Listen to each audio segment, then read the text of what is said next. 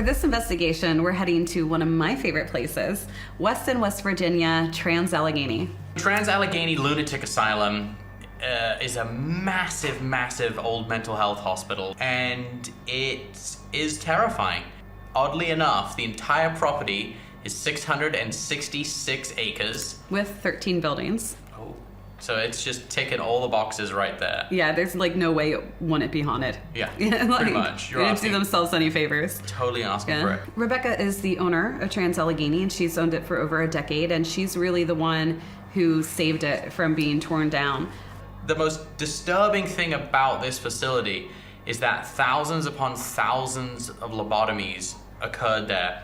And it was also the kind of facility where you could drop a family member off there if you were just tired of them and you were oh yeah, they're crazy. You know, there's a theory in kind of paranormal investigating called the stone tape theory. And that is certain buildings made of specific materials will hold on to the energy of that place just as a tape recorder will hold on to the sound. So back in the 80s, when the hospital was still functioning, this was the kind of facility that if you were criminally insane, you could be sent there. So we have something really cool that we can use for our investigation tonight. This is a piece of artwork done by one of the patients. So it was actually made by one of the murderers from the bedpost murders. We can use this as like a trigger object. Michelle Belanger is a psychic medium. I've known her for a very long time, worked with her many, many times. And we really thought that she would be a great asset to this investigation to see if we can get any idea of what exactly might be going on, why these entities are still here. And we took her throughout the whole building. And the places that she really hit on was Jane's room and the bedpost murder room.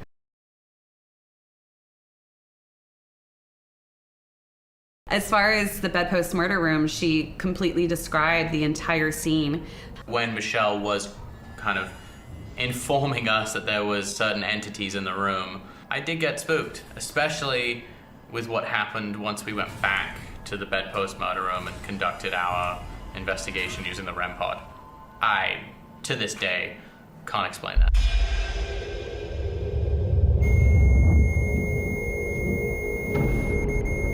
Dean, is that you?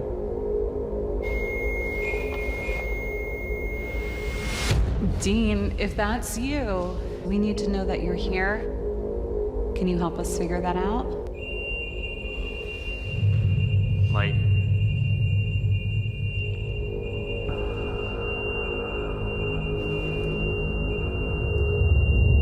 Based off of Michelle's reading and based off of history, we knew that Dean was childlike, that he had, an affinity to play, and that based off of Michelle's reading, he might interact more if it's something, more of a game.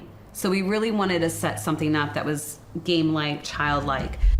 Do you like us being here, Dean? Having somebody to talk to and play with? I'm gonna try something, okay?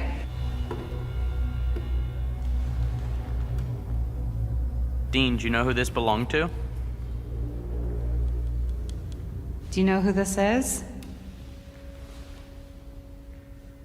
Dean, did we scare you? Can you come back? Okay, I'm gonna take it away, okay? Because I think maybe it's upsetting you. Okay, we put that away so he can't hurt you, okay?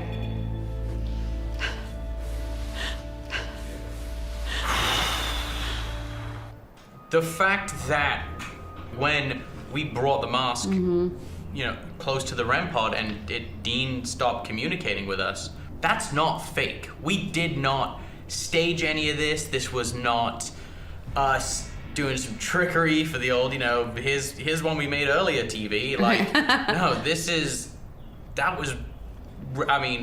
everyone, our sound guy, our camera guys were like, yeah. For that to go off as much as it did in the succession that it did is very bizarre.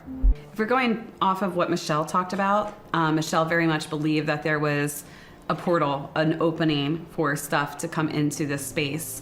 So, I think if we're going off of her word, then yeah, then it's definitely a possibility. But I think more to Trans-Allegheny's point is that, you know, there's just so many layers of history that have happened there. Suicides, murders, you know, all of that, and people just being treated very poorly, that, you know, if we're looking at just traumatic events, I mean, there's no better place to have traumatic events than a place like Trans-Allegheny. There was a lot of them.